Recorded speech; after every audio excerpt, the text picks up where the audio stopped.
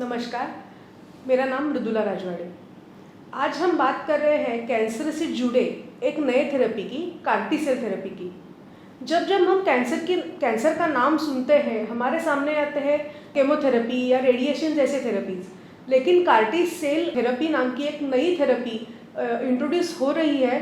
उसके बारे में हमें जानकारी दे रहे हैं जसलोक के डॉक्टर गणपति भट्ट। उनसे बात करते हैं और जानते हैं ओवरऑल ये थेरेपी है क्या, कैसे काम करती है, इसके स्पेशलिटीज़ क्या है। ये जो कार्टी सेल थेरेपी है वो कैसे काम करती है, कैंसर के जो बाकी के ट्रीटमेंट्स हैं, जो थेरेपीज़ हैं जैसे केमोथेरेपी है या रेडिएशन है, उसकी तुलना में इसका अलगपन क्या है। आपने सही बताया कि हमको कैंसर का ट्रीटमेंट का पद्धति क्या है, ये सब जानकारी बहुत ज़रूरी है। तो when you talk about the traditional cancer treatment, for example surgery, radiotherapy, chemotherapy, and the last 2 decades targeted therapy in 2000 and 2010 immunotherapy. So these are the 5 pillars of the cancer treatment. And the 6th pillar is the bone marrow or the stem cell transplant. Okay, now I can say that the CAR T cell therapy will be the 7th pillar of the cancer treatment, as a new pillar of the cancer treatment. So it is not applicable to all the malignancy at this point of time. Okay. So it is technically is a cellular therapy because you are going to take a cell from the body, and it is also based upon immunology. So it is a immunotherapy as well as cellular therapy. So it involves so much technology, and it is basically taking a cell from the body, and again infusing to the human body. अच्छा, okay. इसकी मतलब यशस्विता, इसका success rate कैसा है। तो जो success rate है जो इसका जो कार्टी सेल थेरेपी का, क्योंकि कार्टी सेल थेरेपी सब बीमारी के लिए, सब कैंसर बीमारी के लिए यूज नहीं कर सकते हैं। ओके। बिकॉज जो कैंसर में है, जो कैंसर का जो टिश्यू में है या कैंसर का जो सेल में है, जो पर्टिकुलर एंटीजन ये टारगेट होना चाहिए। हाँ। जो कैंसर जो पर्टिकुलर टारगेट रहता है वो कैंसर में ये कार्टी सेल थेरेपी ज़्यादा इफेक्टिव है। इसलिए जो बीमारी blood cancer, like blood cancer, acute lymphoblastic leukaemia, diffuse large B cell lymphoma, multiple myoma, these are the 3 diseases are primarily basically now approved for CAR T cell therapy. अच्छा। Not other things are not approved so far, and but of course prayatna for and efforts are happening in solid tumors like brain tumors and other malignancies are happening. That trials are happening. As I said, because you have to have a particular antigen or a target in the tumor to have a CAR T cell. So your body is having a cell that is called a T cell. So from the body you take a T cell. So like from the white blood cell, there's a sometimes called as a T cell, B cell and T cell. So you take the T cell and you make that a transduction into a chimeric antigen as a target. So that is directed against the antigen which is present in the tumor. Then only it will be effective. Otherwise it won't be effective.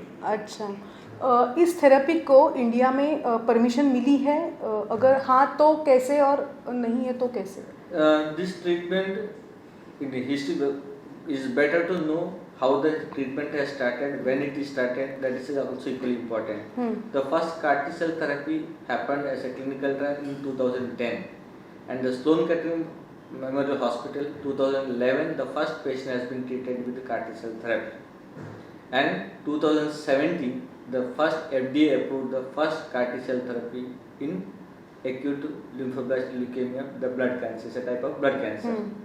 So 2017 then another molecule approved by the FDA, the second molecule.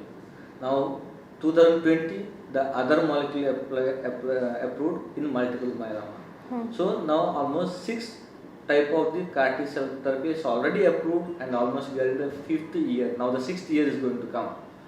So as such there is no legal as such, this is already approved treatment, but we require, there are some certain points we are very important in countries like us where we have a huge population of the blood cancers or lymphomas, and where this CAR T therapy can be effective.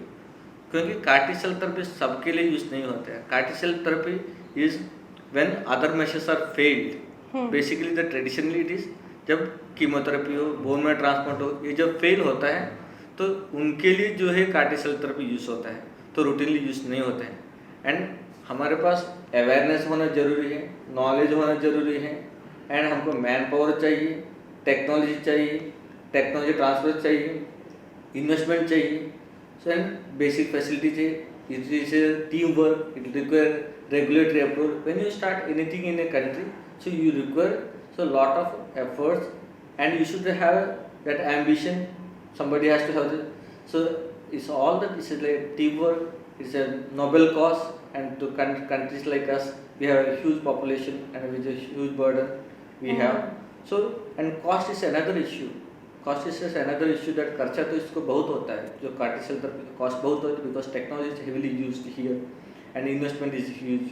So you have to have so much approach from the regulatory authority to the scientific faculty, technology and information to IT companies.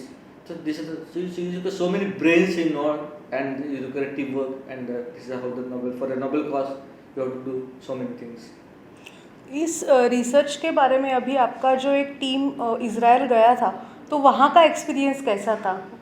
So in Israel is a country there where they are advanced in almost every field, as we know, and what I have been visited the 3 government institutions like Shiba, Hadassah, and Tel Aviv Medical University Hospital and Davidoff Cancer Center. So one is private and other 3 are government. So they have their own manufacturing unit inside the hospital. In a government setup, they have the top 10 hospital in the world. They have own in-house manufacturing. They are not getting the cell from outside. They have their own manufacturing. That so doing this whole taking out the cell, manufacture the cell, again treatment, entire treatment happening, and all over the world patients are coming. So in Israel itself at presently 4 centers are doing actively the CAR-T cell therapy, and out of that 1 center, Hadassah hospital, they are only for myeloma. They have their own unique patent cell, which is the fastest CAR-T cell therapy in the world at present. Within almost around 7 to 10 days they are preparing, and almost 2 weeks they discharge the patient. That is the uniqueness that what I have found with the Professor Stephen. Okay जैसे chemotherapy के कुछ दुष्परिणाम होते हैं, side effects होते हैं, radiation के कुछ साइड इफ़ेक्ट्स होते हैं, वैसे इस ट्रीटमेंट के बारे में आप क्या बता सकते हैं? इसके कुछ साइड इफ़ेक्ट्स होते हैं, इसका टेन्योर कैसा होता है, कितने दिन लगते हैं ये ट्रीटमेंट पूरी होने में? इसका दो आपका सवाल 2 है. एक तो इसका दुष्परिणाम और एक इसका जो टाइम ड्यूरेशन. तो first let me talk about the how the been brief, जो थोड़ा इसका ट्रीटमेंट के बारे में. सो जब पेशेंट को कैंसर आता है, उसका जो बॉडी से हम सेल निकलते हैं, दैट इज कॉल्ड ल्यूकोफेरेसिस. जो हमने उसका जो वाइट ब्लड सेल है, तो उसको ये निकलते हैं. निकल के उसमें टी सेल बोल के जो हमारा इम्यूनोलॉजी सेल जो होता है, टी सेल, वो सेल को निकलते हैं. So then that goes to the lab, which is the fully जो GMP based है, जो इन्फेक्शन नहीं होना चाहिए, उसका कंट्रोल होना चाहिए, सो सेल ज़्यादा नहीं होना चाहिए, कितना क्वांटिटी चाहिए, ऑल दिस जो पैरामीटर जो इंटरनेशनल गाइडलाइंस के हिसाब से विद क्लोज्ड एनवायरनमेंट का जो सिस्टम में जो GMP एक्रेडिटेड लैब होता है, उसमें हो जाता है. तो ये देन उसको जो टर्मिनोलॉजी जो होता है, ट्रांसक्रिप्शन जो वेक्टर जो होता है, वायरस वेक्टर है यूजुअली, उसको मिला देते हैं, जो उसको हमारे जो CAR T cell, chimeric antigen receptor T cell, so हमारे जो T सेल को CAR T सेल बनाते हैं उधर. So that CAR T cell जो बीमारी में, जो डिजीज में कौन सा एंटीजन है, फॉर एग्जाम्पल ल्यूकेमिया में है CD90 and some of the time CD22, और इन मायलोमा CD38, जो एंटीजन के हिसाब से ये टी सेल को डायरेक्ट करते हैं. जो टी सेल का जो स्ट्रक्चर हो, आप टेक्नोलॉजी में उसको आप चेंज करते हो. और ये जो प्रोसेस जो है, तो अराउंड 4 to 6 वीक्स आपको बॉडी से सेल, पेशेंट की बॉडी से सेल निकल के वापस बनाने में हमको अराउंड 4 to 6 वीक लगता है। मीन टाइम एक बार सेल बन गया तो उसके पहले तो पेशेंट के बॉडी को जैसे प्रोसेस कॉल्ड ल्यूकोडिप्लीटिंग। ल्यूकोडिप्लीट मीन्स आपका जो बॉडी का जो ल्यूकोसाइट को आप डिप्लीट करते हो जो बाई गिविंग कीमोथेरेपी के agent.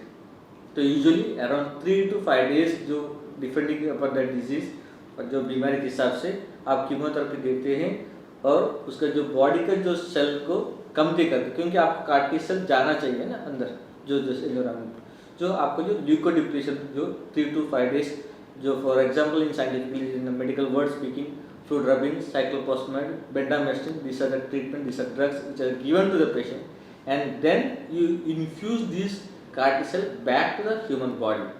Okay, that is doesn't only one day that you this either you readmit or you bring down in the normal temperature and infuse back.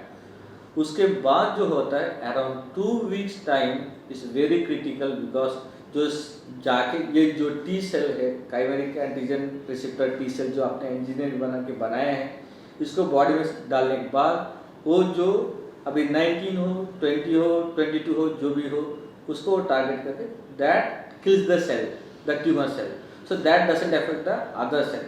But आपने पूछा मुझे जो दुष्परिणाम क्या होता है, ये जो 1-2 हफ्ता का टाइम पे पेशेंट का life is in very critical हो सकता है बिकॉज जो patient blood pressure fluctuation conversion because neurological reactions and patient को infection because your immunology is totally destroyed, तो आपको बहुत सारे इन्फेक्शन हो सकता है, निमोनिया हो सकता है। तो पेशेंट को the main infect the problem that जो CAR-T सेल थेरेपी में होता है साइटोकिन रिलीज सिंड्रोम, आपने कोविड में देखा होगा पेशेंट को जो टोक्लेसिमेब जैसे इंजेक्शन देते थे। तो सो जो बॉडी का जो ऐसे जो सेल्स जो रिलीज करता है जो बीपी बिना कारण के कॉज मालूम नहीं पड़ता, बीपी गिरता है, हार्ट रेट ऊपर जाता है, इन्फेक्शन पकड़ता है एंड कन्वर्शन आता है। सो मेन जो प्रॉब्लम होता है जो है ये cytokine release syndrome what's called CRS and cell mediated neurological events neurotoxicity, these are the 2 main effects which last usually around 2 weeks. ये हमको कितना जैसा नॉलेज है उसका अवेयरनेस है आप एंटिसिपेट करेगा कैसे हैंडल करने का, ये time to time everybody will learn this is I don't think. And पहले के जो फर्स्ट जनरेशन CAR-T सेल से अभी हम तो almost 4th generation CAR-T cell है, तो as the cells this thing that उसका मॉडिफिकेशन बहुत सारा हो चुका है, कैसा ये साइड इफेक्ट मिनिमाइज कर सकते हैं। तो ये फर्स्ट जनरेशन जो पहले जो हुआ था उससे साइड इफेक्ट अभी धीरे धीरे कम हो रहे। I think that will take place another 3-4 years down the line जो CAR-T सेल आ रहा है अभी। And another thing that is called dual CAR-T cell therapy, तो जो बीमारी में है 2 एंटीजन रहेगा, वो 2 एंटीजन को जो टी सेल में दोनों एंटीजन को टारगेट करने का टी सेल में बनाते हैं, डोमेन 2 रहता है। ऐसा डोमेन जो 2 रहता है उसमें साइड इफेक्ट थोड़ा लेस होता है। अच्छा, दैट इज हाउ। अभी पिछले कुछ वर्षों से हम देख रहे हैं कि कैंसर पेशेंट्स की संख्या भी बढ़ रही है, तो क्या ये जो थेरेपी है वो रिवोल्यूशनरी साबित हो सकती है in future? Everything that is a revolution in the thing, but revolution doesn't happen every day. Okay, so if you look at in any aspect, not only in medicine or anything, if you talk about our ISRO or any rocket launch or any of our defense or in our IT sector, in our road development, any technology, it's the same thing in the medical field also or in our scientific also, that discovery or innovation happens once in 5 years, some molecule this thing happens. For example, हम antibody का बात करें, there is a molecule called rituximab जो हम बात करते जो lymphoma बीमारी में, so जो वो एक इंजेक्शन आया वो बहुत ही रेवोल्यूशनरी हो गया। बोन मैरो ट्रांसप्लांट था वो रेवोल्यूशनरी हो गया। so इम्यूनो टारगेट थेरेपी आया रेवोल्यूशन हो गया। इमेटिनिब बोल के एक टैबलेट आया क्रॉनिक माइल्ड ल्यूकेमिया, उसके पहले कुछ नहीं था, तो एक टैबलेट में मॉलिक्यूल में आज दुनिया बदल गया है। टारगेट थेरेपी नहीं था, टारगेट थेरेपी आके 20 साल हो गया, 22 साल हो गया, रेवोल्यूशन हो गया। इम्यूनोथेरेपी किसी को मालूम नहीं था, आज इम्यूनोथेरेपी इंडिया में सब जगह पे दे रहे हैं, तो इम्यूनोथेरेपी से रेवोल्यूशन। सो बोन मैरो ट्रांसप्लांट 1982 टाटा में तो फर्स्ट ट्रांसप्लांट हुआ इंडिया में, देन CMC वैल्यू में 1983 हो गया। just of course in 2000, now 22 years, so more than almost 600 transplant has been done. So it is that how the journey. So I think that CAR T cell therapy is already now 6th year, now next year will be, this is the 6th year, 5 years completed. So this is also revolution, and future also there will be combination will come. आपको CAR T cell भी आएगा, उसके साथ bone transplant होएगा, उसके साथ immunotherapy. So there are so many combinations are happening, and new type of the CAR T cell therapies are coming, like armed CAR T cell therapy. जो ये जो not only blood cancer, myeloma, lymphoma के अलावा दूसरा बीमारी के लिए भी CAR T cell का ट्रायल चल रहा है. सो क्योंकि जो हर बीमारी में सेम एंटीजन नहीं रहता, एक बहुत कॉम्प्लेक्स बीमारी रहता है, उसमें कौन सा टारगेट ढूंढने का ये जो कंसेप्ट आता है, तो और वो सेल को कैसा हाउ टू किल इट, तो that is a question. In that how to kill the whole cell, that is called armed CAR T cell होते हैं. So that is the now the fourth generation, the latest CAR T cell, that these are the coming that, because how to kill that kind of. So the different type of the mechanism, जो CAR T cell के जो domain है, उसका जो antigen है, उसका structure को कैसे आप चेंज करें, पूरा का पूरा सेल को कैसे नाश करें. तो this is how the things are latest are scientist are and doctors are trying in various centers, clinical trials. I think it's a matter of another 2-3 years that will be, and sure that India is in a need of this thing, because patients also more aware, public is more aware than the other people. I am sorry to say that, yes, compared to the doctors now, patients are more aware of this kind of the treatment, yes, and it's available nearest. So Singapore is available, and of course Italy is one of the country where they are the pioneers, in one of the pioneers in other than the US, and almost now developed countries, Australia, UK, Europe, and Israel, Singapore, China, of course they have. This is the other thing. इस CAR T cell therapy के लिए overall खर्चा कितना आता है, आ सकता है? हाँ, तो ओवरऑल खर्चा कितना आ सकता है एग्जैक्ट बोलना मुश्किल है, क्योंकि एक तो देश हर कंट्री में अलग अलग हो सकता है. दूसरा है कि इसमें जो हम कौन सा बीमारी के लिए कौन सा सेल तैयार करते हैं, कौन सा कंपनी तैयार करते हैं, कौन सा टेक्नोलॉजी यूज़ करते हैं, और कितना दिन हॉस्पिटल का कॉम्प्लिकेशन क्या होता है. Roughly in United States, one of the CAR T cell therapy is costing around 3.85 to 4 lakh US dollars. So which is approximately, you can think around 3 to 4 crore rupees approximately represent only or the CAR T cell therapy or the cellular test. And जो patient का investigation जो होता है, जो 3-4 महीना 3-4 हफ्ता patient hospital में रहेगा, उसका जो एंटीबायोटिक हो, सपोर्टिव सिस्टम हो, बाकी सब मेडिसिन हो, ये सब तो अलग हो सकता है. तो आई बिलीव दैट अभी इंडिया में अभी हमारा बोन मैरो ट्रांसप्लांट का कॉस्ट ऑलमोस्ट 10 लाख से लेके almost 20 to 25 lakh depend upon type of the bone marrow transplant आपको ये चेंज होता है. तो आई थिंक दैट हमारा जो उद्देश्य क्या होगा, तो मेजर जो CAR T cell बनाना टेक्नोलॉजी में बहुत ज़्यादा खर्चा होता है. वो that is because you have space, you have the technology, you have the investment ज़्यादा रहता है. So that is one thing. बाकी सब जो है, तो that the main is the product, the chimeric antigen receptor T cell बनाना, ये बहुत हमको चैलेंजिंग है, because technology, scientific background, knowledge, and government and team work, and one of the thing that positive attitude of the society and individually and teamwork is very important in countries like us. That yes.